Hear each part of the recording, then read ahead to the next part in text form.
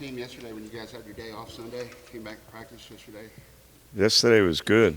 You know, I think everybody was pretty excited about the Cincinnati game and the crowd, and really appreciative of the students getting out early and buying tickets. But they worked hard yesterday. We're going to work hard today. Can you give a sense of what it's been like for the last few days, just walking across campus, or people stopping you when you're out doing things, just the change in the conversations that you're having?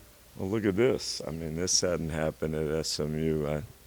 This is like when I was at Kansas or UCLA, and it was probably after a loss. So, no, I mean, one, obviously Saturday, and the reaction of the students and the fans it was special and great for our players. But yesterday morning was the best, you know, going by Lloyd and then the football stadium and seeing all the students out there getting tickets for the Houston and Central Florida game, and how excited they were. That was the most special thing about everything. Having done this, Larry, on the pro level and the college level, the atmosphere that's been created here at Moody, how much of a difference does it make for a group of college guys, your team specifically? Well, I don't think we would have beaten Connecticut or, you know, Cincinnati without the backing we had from the student body. I hope they understand that, because the environment does matter with college kids. I even think on a professional level, you know, you get people supporting your team and appreciating what you're trying to do. It means a lot to these kids, and especially when a lot of our players haven't experienced this before. So I hope the students and fans understand that they did make a difference.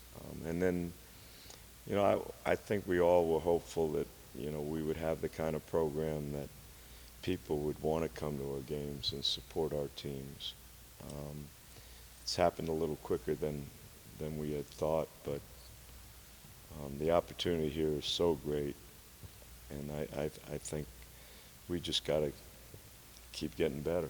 Now, Coach, I went back. I actually looked at a little tape myself, and at the very end of the game, when you saw the kids rushing onto the court, it looked like your first reaction was to maybe no, or what was going through your mind at that moment, Larry? Well, every time I've been on a court at Kansas or UCLA, they stormed the court after we lost. The only two times I've ever been on a court where they stormed it was one when I was at Duke. I got into a fight, and the fans stormed the court, and then you know, in Detroit, in that horrible day at the Palace. So I thought, you know, Tim grabbed me, Tim Jankovic. I thought he was going to give me a hug and saying, "Way to go, Coach," but he was trying to warn me. I didn't anticipate that, but when it happened, I was really caught off guard. Larry, the Cowboys coaching staff just passed by here. Why'd you have them out? Well, Jason invited me out last fall, and I watched him practice. And you know, Jason and I go back a ways. You know, his brother married a friend of my daughter's, which was pretty neat. And then I always want to learn from other coaches, and he was really receptive and helpful to me. He had come to one of our practices last year as well. And then, you know, he just asked. The other night he called and said he wanted to come to a game, and he brought Tony and his wife, and our kids were so excited. And then he just, you know, thought he'd bring his staff today, and we just kind of visited about different ideas. You know, I'm always anxious to learn, and he's amazing in that respect. One of the assistant coaches stuck his head in here when they were walking down. He says, "Hey, we've jumped on the bandwagon. That's got to make you feel good."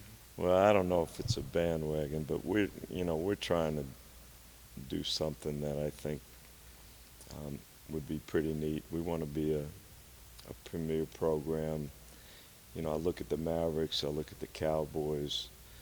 When you're around franchises that are successful, um, there's a sense of pride being here. So, you know, we're the only Division I school in Dallas. The potential here is great. I'm just hopeful we can make people proud of what we're trying to do. I know it all goes back to teaching for you, Larry. What do you think about Jason's teaching style and his coaching style? Well, you know, that's what we talked about today, and he's got the same values that I was taught. You know, I said this a number of times, but you play for Frank McGuire and Dean Smith and John McClendon, Mr. Iba, Pete Newell. You know, their values are all the same. It's about making players better and teaching, and Jason's all about that. And he's a great role model for me because he really cares. You know, I listened to what he said. He's always positive about his team, and you know, I went out to their practice facility. They respect those players, and I think they all want to play for him, and that's the first step. Do you think with a team like that, How well do you know Eddie Jordan, and what advice would you have for him about building up a program from scratch as you have? I don't hear very good, so. he talked about Eddie Jordan building a program from scratch? Coach, what advice? Well, you have? he's facing the same, you know, challenges we are, and he's a really capable coach and a great guy. He'll get it done. You know, I think they're on the right track. All right, Coach, Yannick Herrera got some limited playing time in the last game. What do you see his role as he's coming back from injury in the future? He's just got to get healthy. You know, I don't want him to play unless he's 100% close to it, and I don't think he's there yet. But we need him. Fortunately, that you know, Ben and Cannon, Sean, and Marcus give us depth. But you know, if we're going to go forward and continue to get better, he's got to be a part of that. You spoke earlier about the impact that your fans have had. Now you're going on the road as a nationally ranked opponent. What have you and your staff talked about with the players about how to handle that bullseye that'll be on them from the fans and the atmosphere they'll see? Well, we're going to say, let's not let them storm the court. No, I don't know. You know, when you're a great program, every night it's a big game, no matter where you play. And I think it's a learning experience, you know, having kids understand how to deal with success.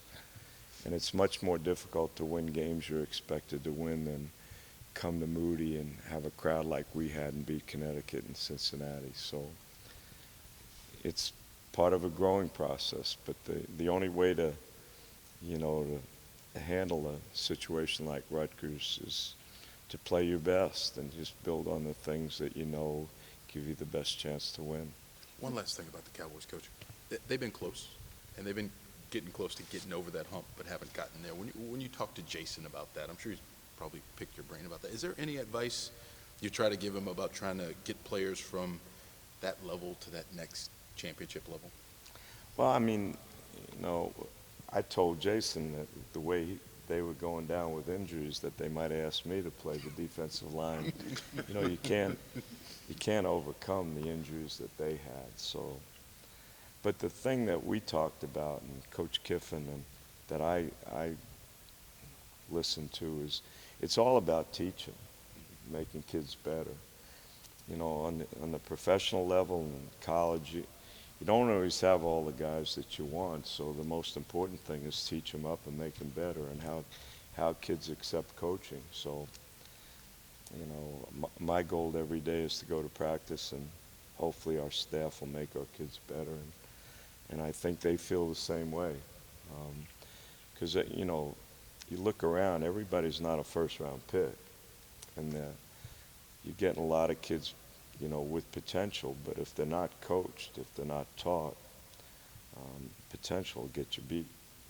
We got time for one or two more. Thanks, Coach. Talk about Sterling Brown's performance and how he's matured, you know, quickly this season and playing a starting role, playing great defense. And Well, I don't think you know, guys like him and Sean, Ben, you don't recognize their value based on looking at a stat sheet. And Sterling does all the little things. He guards every night. He makes great decisions. Makes all hustle plays. I'm really proud of him. I'm proud of all our freshmen because it's one thing being in Conference USA. You know, like people ask me, "Are you surprised? You know, with how you guys have played?" I'm really surprised. I thought we would be better, but I also realized we were going into a different conference. I didn't imagine we'd have the record we have right now, but, you know, Sterling was recruited to play in the Big East, and it's not easy for a freshman to do that, and he's done a great job. And Coach, with Nick Russell, he was here whenever we had 13 wins this season and stuck around with you, and he's really been such a leader, especially as just one of two seniors. Can you tell us what you're most impressed with him about? Well, I mean, I feel the happiest about our team and the success we've had and the way that people have responded for Nick and Sean, because they really are the ones that have set the tone and set the example for all these young kids. And they've been through a lot, you know, and to see the response we've gotten from the community and the students, I'm happiest for them.